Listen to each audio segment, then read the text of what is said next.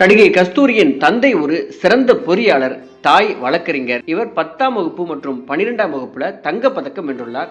பின்னர் இவர் மாநில அளவுல ஹாக்கி விளையாட்டு வீராங்கனையாகவும் சிறந்து விளங்கி இருக்கிறார்.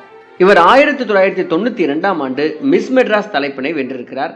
பின்னர் 1994ஆம் ஆண்டு இந்திய அளவிலான அழகி போட்டியில் பங்கேற்றுள்ளார். 1991ஆம் ஆண்டு முதல் 2003ஆம் ஆண்டு வரை தென்னிந்திய மற்றும் ஹிந்தி திரைப்படங்கள்ல முன்னணி நடிகையாக வலம் வந்த இவர் திரைப்படங்களுக்கு ஒரு இடைவேளை விடுத்து மீண்டும் 2009ஆம் ஆண்டு மலமல என்ற திரைப்படத்துல துணை நடிகையாக நடித்து திரையுலகில் மீண்டும் தன்னுடைய நடிப்பை தொடர்ந்தார். தற்போது பல திரைப்படங்களில் கௌரவ வேடங்களில் நடித்து வரும் இவர் சமூக பிரச்சனைகள் மற்றும் அரசியல் குறித்து இவரின் சமூக வலைதளங்கள் மற்றும் பேட்டிகளின் மூலம் கருத்து தெரிவிப்பதும் அதன் மூலம் பல சர்ச்சைக்கும் உள்ளாகிறார். தற்பொழுது இவர் அதிமுகவில் ஐக்கியமாகி தன்னுடைய மக்கள் பணியை தொடர்கிறார். நடிகை